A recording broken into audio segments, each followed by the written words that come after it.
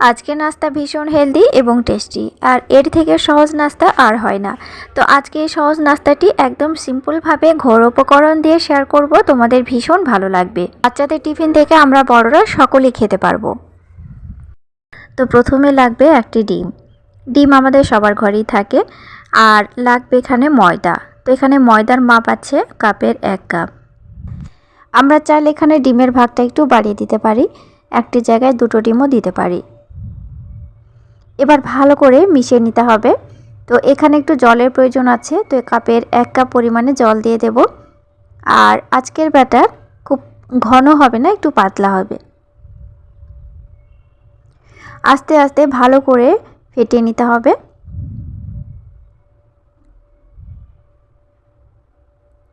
তো এখানে আরেকটু আমার জলের প্রয়োজন আছে, তো আমি আরেকটু জল দিয়ে দেব।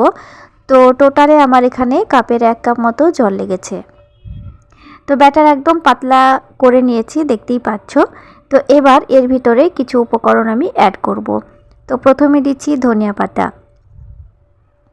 তো ধনিয়া পাতার কাণ্ডগুলো, শক্ত অংশগুলো অবশ্যই তোমরা ফেলে দেবে, শুধু পাতাটা নেবে। তো আমি শুধু এখানে পাতাটাই নিয়েছি, দিয়ে দিলাম। আর এখানে লাগবে সামান্য করে একটু জিরার গুঁড়ো। তো আমি এখানে খুব অল্প পরিমাণে দিলাম, 4 চামচের 4 ভাগের 1 ভাগ। আর এখানে দিতে হবে খুব সামান্য করে একটু লবণ। তো লবণটা অবশ্যই তোমরা স্বাদ মতো দেবে। আমিও এখানে 4 ভাগের 1 ভাগ দিয়েছি 4 চামচের।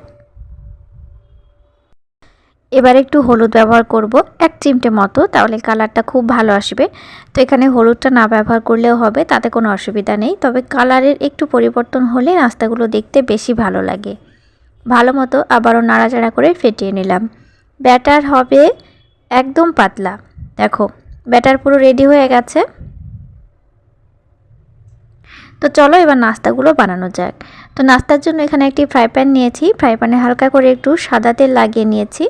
তেল একদমই অল্প লাগবে, আমি কিন্তু একবারই তেল ব্যবহার করব, পরে আর তেল ব্যবহার করব না। তো প্যানটা ভালো মতো যখন গরম হয়ে যাবে তখন ব্যাটার দিয়ে দেব। আর এখানে ব্যাটার একটু বেশি করে দিতে হবে। আর এই নাস্তাগুলো বড় সাইজ করে করলে দেখতে বেশি ভালো লাগবে, আবার এটাকে কেটে সুন্দরভাবে পরিবেশনও করা যাবে। তো এখানে আমি বেশ বড় সাইজ করে করছি। চারিদিকে সুন্দরভাবে ছড়িয়ে দিয়েছি। দেখো গ্যাসের আঁচটা একদম মাঝারি থেকে লো আঁচে রাখতে হবে। 1 মিনিটের মধ্যে সুন্দরভাবে 1 পিঠ ভালোভাবে ভাজা হয়ে যাবে। তখন দেখো এমনিতে কিন্তু উঠে পড়বে। এবার আর 1 পিঠ উল্টে দিচ্ছি। কতটা সফট হয়েছে দেখো, একদম তুলোর মতো সফট হয়েছে আর অনেকটা ফুলে উঠেছে।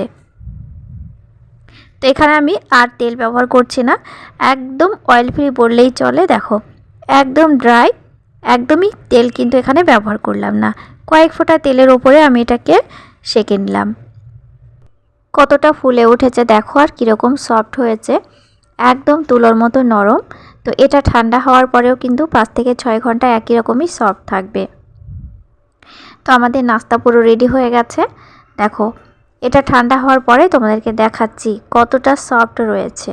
দেখো তো হাত দিয়ে আমরা যদি এটাকে মুঠো করি তবুও কিন্তু এটা একই রকমই সফট থাকবে। দেখো তো এটা আমরা সস, চাটনি বা তরকারি যে কোনো আইটেমের সাথে পরিবেশন করতে পারি, খেতে খুবই ভালো লাগবে।